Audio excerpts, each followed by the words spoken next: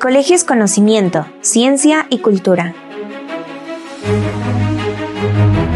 La historia necesaria, la vida cotidiana en el pasado de Hispanoamérica.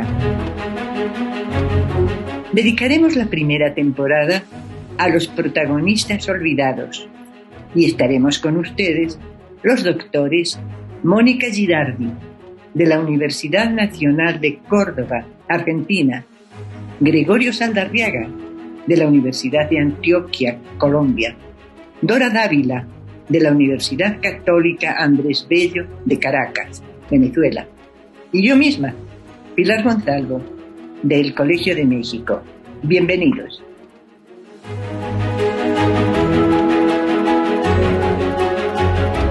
Mulatos en la Universidad Colonial. Soy Pilar Gonzalvo, del Colegio de México, y les voy a hablar de Pedro Ciprés, un joven mulato inteligente, culto y con decidida vocación por el estudio de la medicina. De niño, en la capital de la Nueva España, a comienzos del siglo XVII, estudió gramática latina, lo que le abrió paso para ingresar a la universidad y cursar los 2 años y medio correspondientes al estudio de la lógica y la filosofía aristotélica, sobre lo que se fundaban los estudios de artes o filosofía, lo que se conocía como las escuelas menores. La Real y Pontificia Universidad de México era el orgullo del virreinato, y en ella enseñaron los más destacados estudiosos de la época, en la que el claustro de profesores, como en las universidades europeas, rechazaba todas las novedades y pretendía preservar la ortodoxia de los viejos conocimientos. La carrera de más prestigio era la de teología, la reina de las escuelas, seguida de cánones, leyes y medicina, que eran facultades mayores. La última, artes, se consideraba básica, como preparatoria para estudios superiores. Según la cédula real, la fundación se dedicaba a los hijos de los naturales y de los españoles. Precisamente así, en ese orden, primero para los indios. En la práctica, fueron pocos los indios que se graduaron, pero siempre hubo algunos. En cambio, no hay noticia de ingreso o graduación de negros o mulatos durante los primeros 60 años. Puesto que no se exigía constancia de limpieza de sangre, pudo haberlo sabido. Es muy poco probable. El reglamento vigente eran las primeras constituciones, no una sola, varias, que se limitaban a seguir las de Salamanca, la más celebrada universidad española, que evidentemente no decían nada ni de indios ni de negros, porque en Salamanca no lo sabía. En el año 1634 llegó a manos del virrey Marqués de Cerralbo una consulta del rector que requería su dictamen para resolver la queja presentada por varios estudiantes.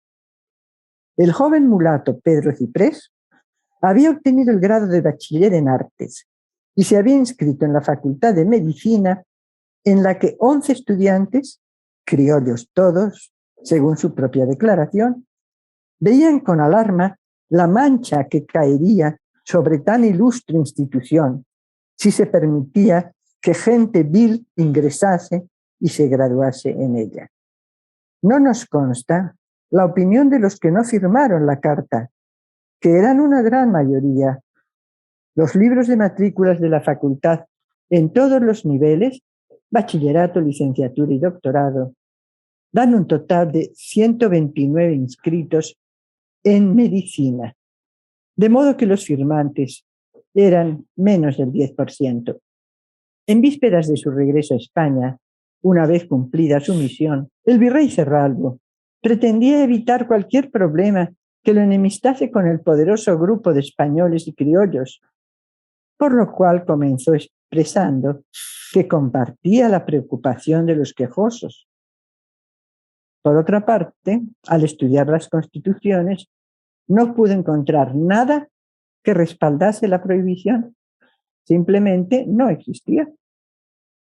Con la misma cautela, para no ofender a los más influyentes, incluía la observación de que si él mismo pudiera escribir nuevas constituciones, no dudaría en incluir el requisito de pureza de sangre para el ingreso solamente de origen español. Es curioso que mencionase esto, porque de hecho, él mismo había elaborado unos estatutos que se aplicaron provisionalmente desde 1625, en los que no decía nada acerca de raza o calidad. Aquí terminaría el relato. Podríamos imaginar que quedaba abierta la puerta para cualquiera que fuera descendiente de esclavos, pero los documentos nos muestran otro final. Pedro Ciprés terminó sus estudios. Quienes pidieron su expulsión parece que se convirtieron en amigos, al menos compañeros y colaboradores. Varios de ellos firmaron como testigos en los ejercicios finales para obtener el grado. La sencilla carta del virrey le sirvió al nuevo médico como licencia para superar el último obstáculo cuando uno de los sinodales del examen final se negó a participar en el grado, pero tuvo que ceder al presentarle la carta de licencia dada por el virrey Cerralbo. Faltaba poco para que Juan de Palafox y Mendoza, obispo de Puebla y visitador de la Real Universidad, redactase las nuevas constituciones que por el Estatuto 246 prohibía el acceso a carreras universitarias a negros y mulatos como descendientes de la raza que cargaba el estigma de la esclavitud. La promulgación de los estatutos en 1660 coincidió con el momento en que aumentaban las solicitudes de acceso a carreras universitarias, y a partir de ese momento se exigió el cumplimiento de complicados trámites de comprobación de limpieza de sangre. Una víctima del Estatuto 246, Manuel de Santa Fe, logró cursar la carrera de leyes, demostrando que no era mulato sino japonés, calidad que se consideraba libre de mancha. Pero el caso de los hermanos Ramírez y Arellano fue el más conocido y discutido, y también del que se conserva el más voluminoso expediente. Manuel María, Joaquín María y Miguel María Ramírez Arellano eran hijos del segundo matrimonio del abogado Nicolás Ramírez, de reconocido prestigio y muy honorable familia. El hermano mayor se graduó en leyes y ya ejercía. El segundo estaba a punto de graduarse cuando pretendió ingresar el tercero, Miguel, contra quien varios estudiantes enviaron una carta que lo denunciaba por su origen impuro. No se conformó el rechazado. Se inició un largo proceso, con su propio hermano, ya graduado como abogado defensor. Nuevas acusaciones alcanzaron precisamente a este, que siendo el mayor de los hermanos, según testigos, había nacido antes de que muriera la primera esposa del licenciado Ramírez. Por lo tanto, además de mulato, era adulterino, lo que debía haber impedido su ingreso, pero no tenía carácter retroactivo. Nuevos alegatos, incluidas las referencias a los méritos del linaje, parecían insuficientes hasta que la acusación cayó por un formalismo.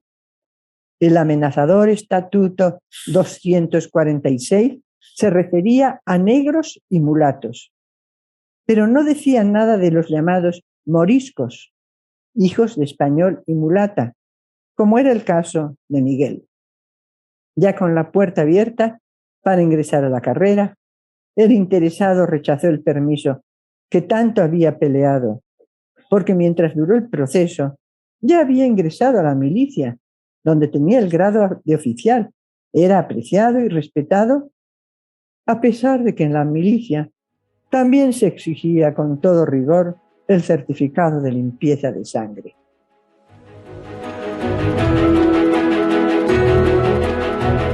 Esto fue una producción de la Coordinación de Educación Digital del Colegio de México.